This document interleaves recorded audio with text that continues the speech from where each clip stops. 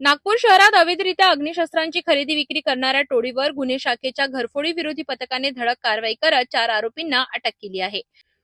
मिळालेल्या गुप्त माहितीनुसार पोलिसांनी कळमना परिसरात सापळा रचला। अभिलेखावरील गुन्हेगार शुभम जंगेल याला त्याच्या राहत्या घरातून ताब्यात घेण्यात आले। घर झडती दरम्यान 2 जिवंत काडतुसे आणि मोबाईल फोन जप्त करण्यात आला। चौकशी दरम्यान शुभमने पिस्तूल सागर चौधरीकडे असल्याची माहिती दिली। त्यानंतर पोलिसांनी सागर चौधरी यालाही अटक केली। पुढील तपासात सागरला पिस्तूल श्रेयस यादव याने विक्रीसाठी दिल्याचे समोर आले। श्रेयस यादव याला ताब्यात घेतल्यानंतर त्याने अग्निशस्त्र पारडी येथील वंश सिन्हा याच्याकडे ठेवण्यासाठी दिल्याचे सांगितले। पोलिसांनी वंश सिन्हाच्या घरातून बॅग जप्त केली असता त्यामध्ये 2 देसी बनावटीचे पिस्तूल, 4 मॅगझीन आणि 32 जिवंत काडतुसे आढळून आले। या कार्यवाहीत आरोपीकडून एकूण 2 पिस्तूल, 34 जिवंत काडतुसे, 4 मोबाईल फोन असा अंदाजे 1,76,200 रुपयांचा मुद्देमाल जप्त करण्यात आला। सखोल चौकशी श्रेयस यादव हा उत्तर प्रदेशातून 35,000 रुपये प्रति पिस्टल या दराने अग्निशस्त्रे विकत आणून नफा कमविण्याच्या उद्देशाने नागपुरात विक्री करत असल्याचे उघड झाले। 4ही आरोपींविरुद्ध कळमना पोलीस ठाण्यात आर्म्स ऍक्टच्या कलमान्वये गुन्हा दाखल करण्यात आला असून त्यांना अटक करण्यात आली आहे। पुढील तपास सुरू आहे।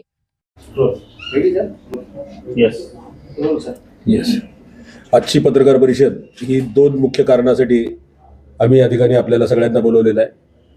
त्याच्यामध्ये पहिलं कारण आहे की काल रात्री 19 तारखेला आमची घरफोडी पथक आणि त्यांचे अधिकारी ज्यावेळेस रात्र गस्तीवर होते त्यावेळेस आमचे पोलीस हवालदार प्रशांत गबणे जे आहेत त्यांना एक गोपनीय माहिती मिळाली की शुभम जंगेल नावाच्या आरोपीकडे वेपन आहे अशी माहिती मिळाल्यावरून आमच्या घरफोडी विरुद्ध पथकाचे API सुलपार आणि त्यांची टीम यांनी कळमना इथं राहणारा शुभम जंगेल याला ताब्यात घेतलं। त्याची चौकशी केली। चौकशी असं निष्पन्न झालं की त्याच्याकडे काही दिवसापूर्वी वेपन होतं आणि ते वेपन त्याचा मित्र सागर चौधरी यांनी त्याला दिलं होतं। ज्यावेळेस त्याच्या घराची झडती घेण्यात आली तिथे जंगेलच्या, त्यावेळेस तिथे 2 लाईव्ह राऊंड त्या ठिकाणी त्यांना प्राप्त झाले। तिथून मग आमची टीम पुढे सागर चौधरी याच्याकडे प्रोसीड झाली।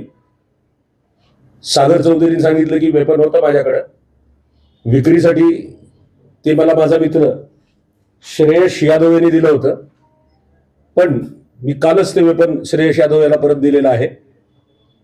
त्यावरून त्याच्याही घरची झडती घेऊन आमची टीम श्रेयस यादवकडे गेली। श्रेयस यादवने सांगितलं की आपण सांगितलेली बातमी खरी आहे।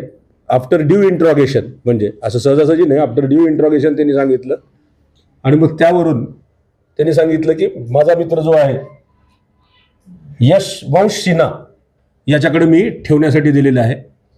वंश सिन्हाच्या घरी ही आमची ज्यावेळेस टीम गेली त्यावेळेस तिथे 2 गावठी पिस्टल आणि लाईव्ह 32 राऊंड असे त्या ठिकाणी सापडले।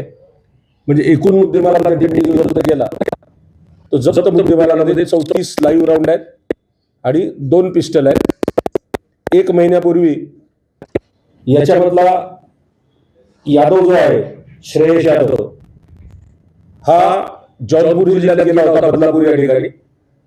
तिथे त्याचे कोणी नातेवाईक आहेत आणि नातेवाईकाकडून त्यांनी ते वेपन खरेदी केलं होतं। वेपन खरेदी करून जास्त पैशांनी इथे विकावं हा त्याच्यामागचा त्यांचा उद्देश होता।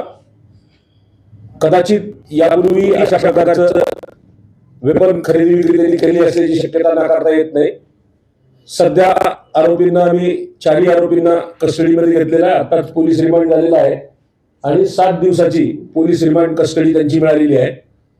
फर्दर इन्व्हेस्टिगेशन मध्ये बॅकवर्ड आणि फॉरवर्ड लिंक ते कोणाला देणार होते आणि बॅकवर्ड लिंक मध्ये कुठून प्रायमा फेसी आम्हाला समजलेलं आहे की UP मधून आलेला आहे, पण UP मधून नेमकं कुठून आणलेलं आहे, ती साखळी आहे का किंवा एखादा कारखान्यातून डायरेक्ट त्यांचा अप्रोच आहे का, हे सगळ्या बाबी ह्या पुढील तपासाचा भाग आहे।